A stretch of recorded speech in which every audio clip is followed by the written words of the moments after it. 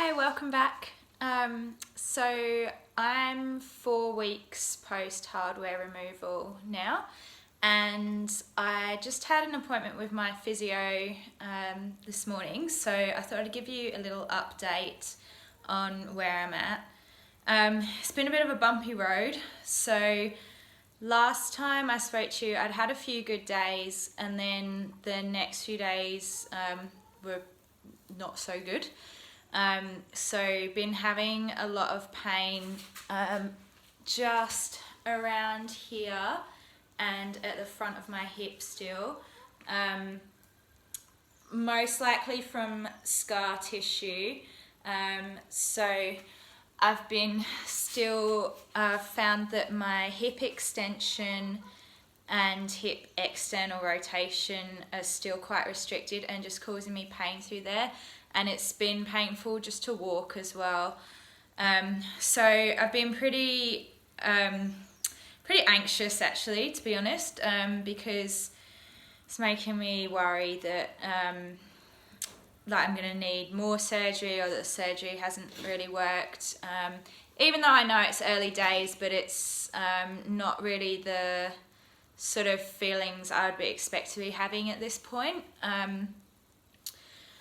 So it was good to see my physio. He always sort of helps, gives some good perspective, and he did some work on the scar tissue, and so like massage in a hip extended position, and that really helped. Actually, it was only 2 minutes worth and it really hurt, but I immediately felt an improvement, and we did some what's called contract release on with external rotation. So I'll insert a clip of it later. I'll get my boyfriend to help me do it. But basically, I contract my muscle into external rotation in my hip. So with someone pushing against that to provide resistance, and then I relax that, and then the person pushes my leg into more external rotation.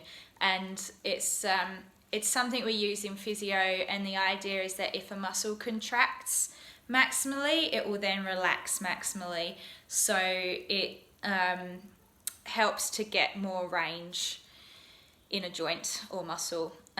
And it did work. So my physio measured my hip external rotation at 30 degrees today, at the end of the session, which is the best I've had since the femoral osteotomy.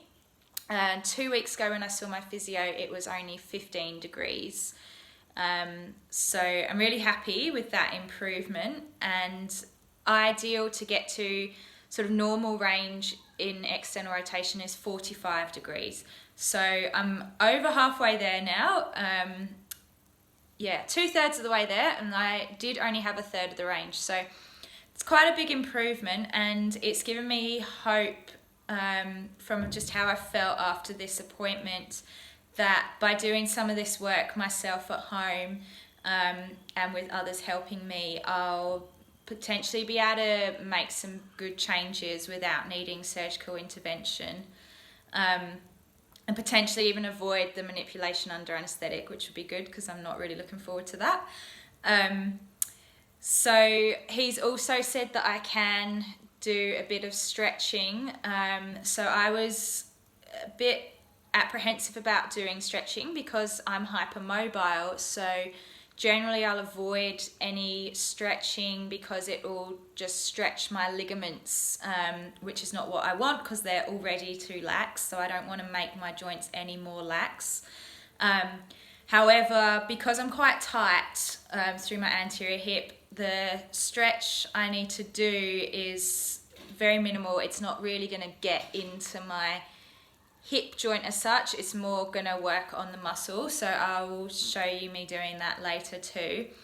And he's just given me a couple of exercises to help with the areas I'm weaker. It's just sort of a bit of a modification on some of the stuff I was already doing, but it actually has seemed to help already, because one of my major problems, as I said last time, is walking downhill and downstairs, and I actually have had to do that since the appointment today, and it already feels a lot stronger.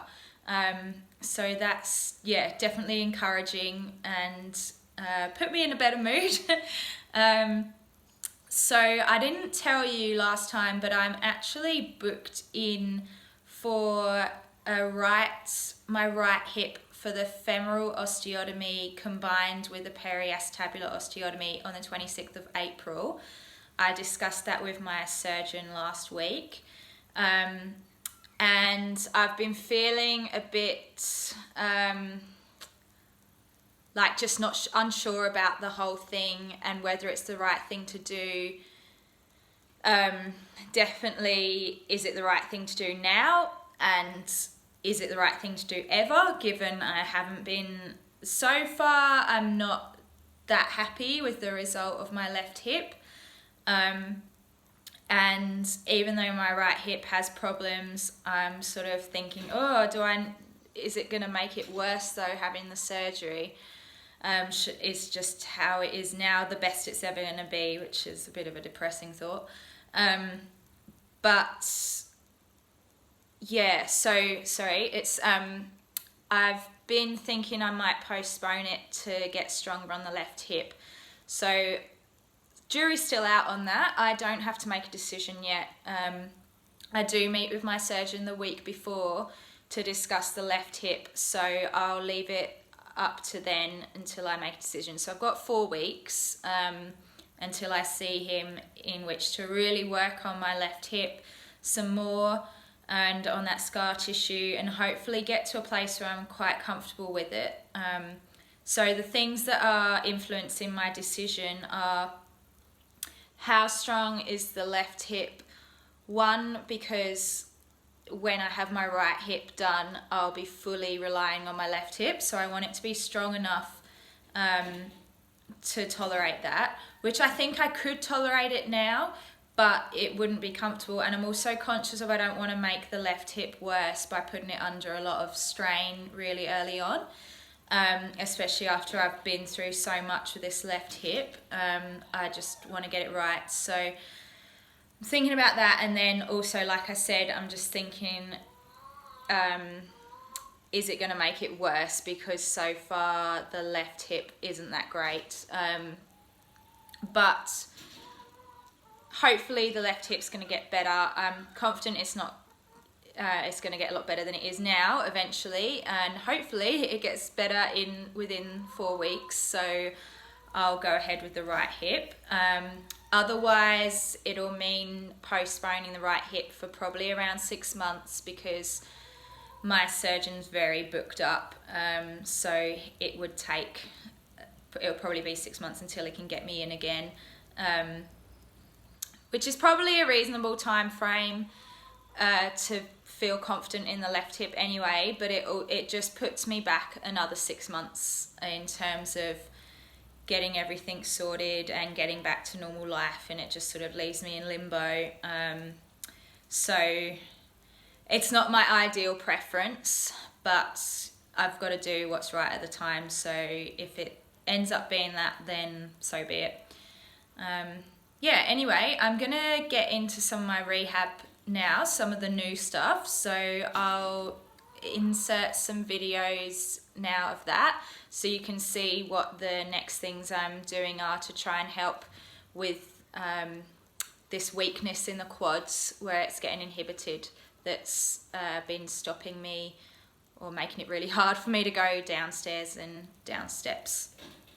And I'll show you some of the stretches, or the one stretch and the contract release that I'm doing now for trying to get through that scar tissue. So for my hip flexor stretch, I'm just getting in this standard hip flexor stretch position, but all I'm doing is a pelvic tilt. So if you see my pelvis here, that's how it would naturally be, and then I'm really doing what we call a posterior pelvic tilt. So I'm tucking in at the back, and that puts more, it sort of opens up this area here, so it puts more length through here, so it adds a stretching component. Now, because I'm not translating my whole leg forwards, I'm not actually putting really any strain on my hip joint. It's all just going into my hip flexors here, which is where I'm quite tight through the anterior hip. So just holding this position. And actually, research for static stretching is that you need to hold it for about 20 to 30 minutes to really get any gain from it. But I would actually have to check that in terms of how that applies to scar tissue, because it might be different. So I will look that up and tell you either way if I can find something. But if you're stretching a muscle or tendons, then it takes at least 30 minutes to create any physiological change, and you'd have to do that frequently as well. So your standard sort of 20-second stretch is not going to actually create lengthening of muscles. All it's going to do is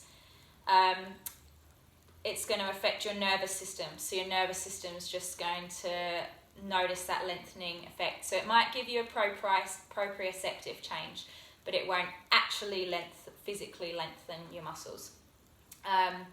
I'm not, however, going to hold this for 30 minutes right now. But it's going to be something I'm going to do frequently throughout the day. And yes, I will look up research on scarring so I can tell you what is best to do to break through scar tissue in terms of holding a stretch.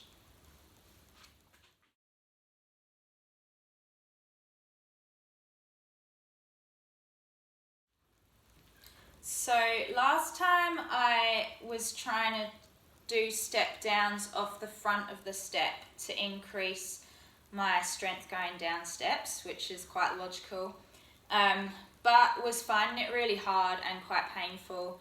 Now my physio has told me to do it this way, sideways off a very low step, and it's a lot more manageable. So hopefully if I start here and just increase the height as I'm able, it's going to be a lot more achievable for me without really just causing me pain and not getting too far. Because the problem is, if you're in a lot of pain, it actually inhibits the muscles from working. So it's sort of counterproductive.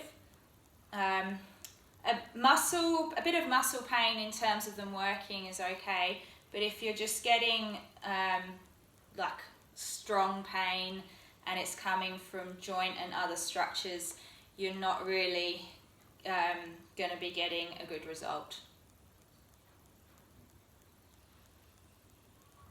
So this one I'd already shown you, terminal knee extension. If I move this one, you'll be able to see it better. So the bands are coming from in front and they're going around the knee, and you just pull the knee into extension, so it really works the quadricep muscles. So he wants me doing those still and said they're going to be beneficial, so it's good. I'm just continuing on with these ones. And then he's also given me a combination exercise of this exercise and the previous one. So I'll show you that now. So I'm doing the step down, and then as I come up, I extend into terminal knee extension. I'll just move my legs so you can see the contrast. So step down and terminal knee extension.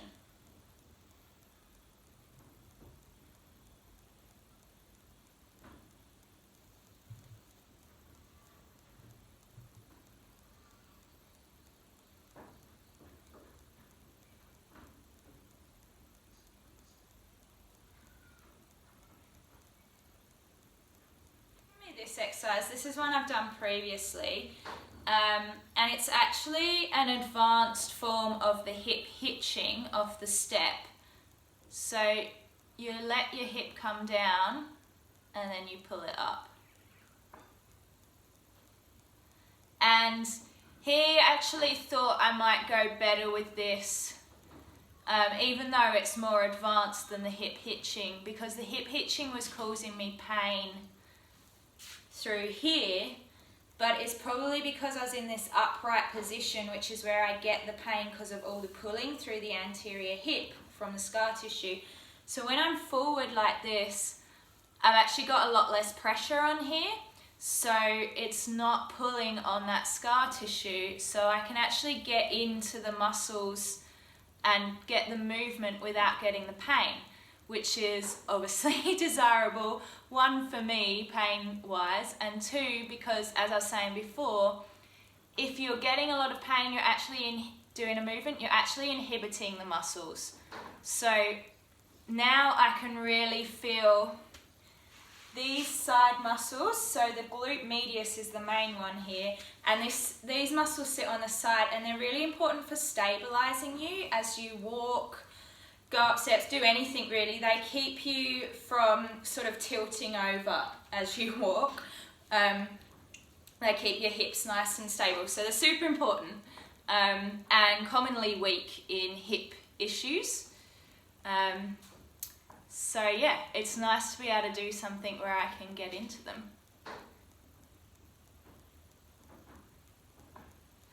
It's just got to really work the balance. So this one is what we call a twisty into internal rotation.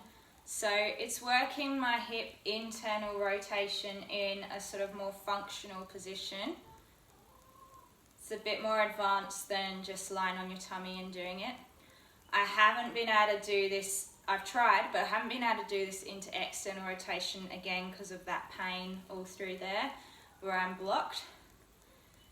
But so the keys for this one are that your pelvis stays level, so it's not up or down, and the free leg is, the knee is underneath the hip and it's not far forward. Your rotation comes from your pelvis and not your chest, which I'm actually struggling with this one a bit. I can do it, but I'm quite weak at it. So I'm probably not giving the best demo. Let's try it again. As you can see, I'm wobbling all over the place. Very deconditioned. But when you get it right, you can really feel those glute muscles, which I can now.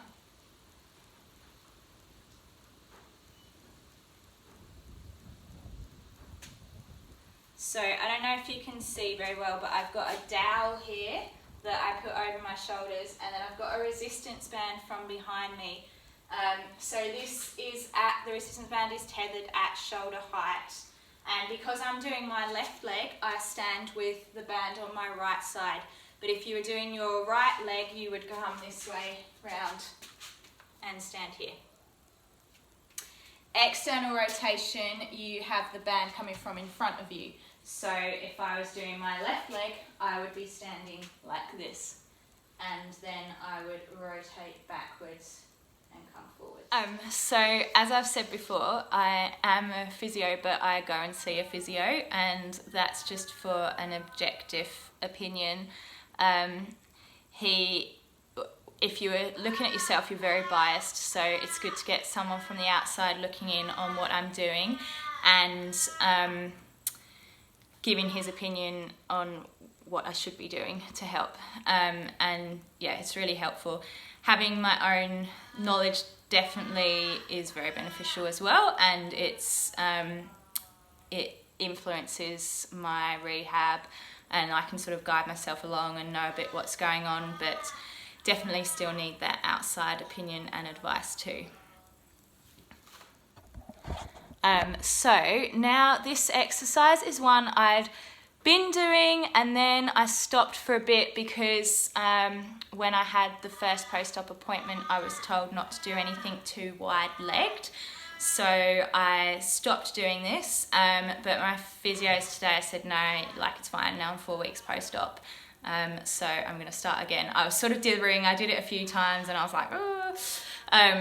But yeah, it's for the hip abductors, and yeah, really important ones that you want to get strong through for stabilizing muscles. So this is on my reformer, which I understand most people probably won't have access to, but if you do, this is a great exercise to do. It's a really common one that you might do if you go to a Pilates class. Now I'm just going to take it back so you can see me better.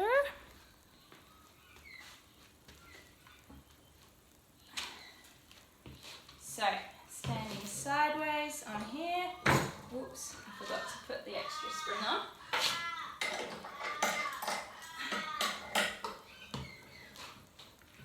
So I just push to the side. So I'm actually pushing from my left hip here.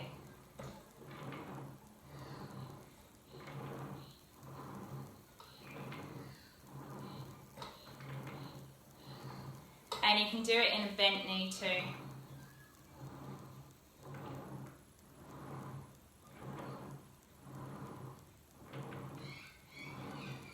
Now there is the option to push from this leg, which also works.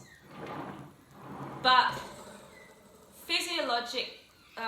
functionally, if you're going to push from this leg. If you're going to the right, you're going to push from the left leg to push you to the right.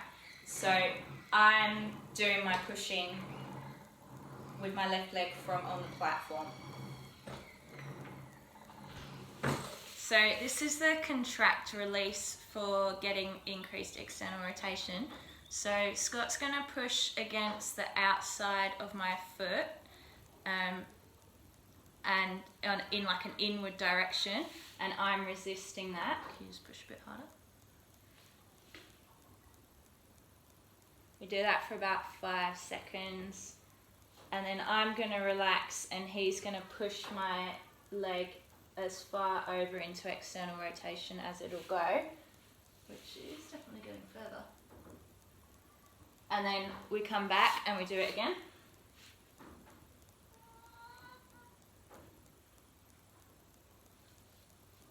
And push it into range.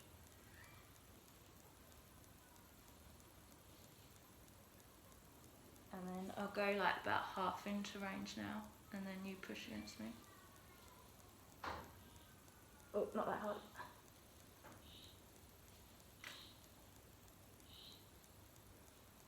And then push it around.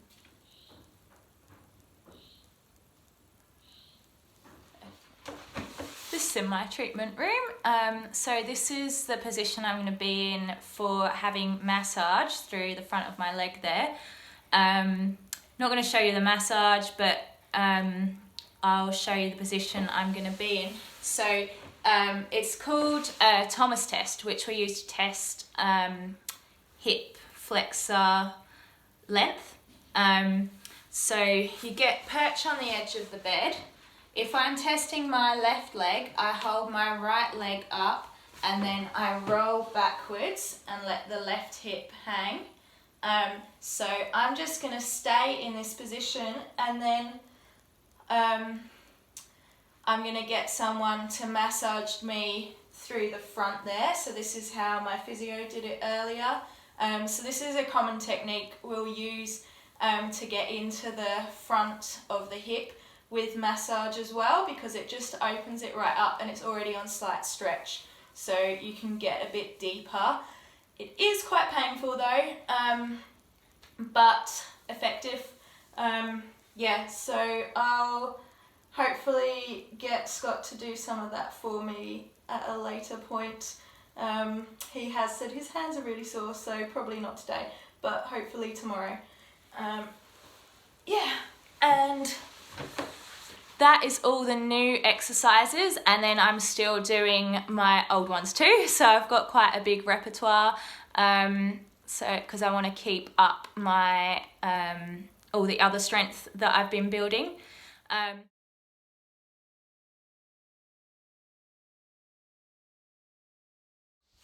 So if you like what you see, it would be really helpful to me if you could subscribe and like this video. It just helps other people to find me. So other people, other hippies who are struggling with hip stuff. I know I was really looking for trying to find other people that had been through the same thing as me to help my journey, and I couldn't really find that much. So yeah, if you like it, please subscribe, help other people find me, and it'll keep you seeing all my new stuff, which may or may not be good depending on whether you're enjoying it or not. Anyway, I hope you are, and I'll see you next time.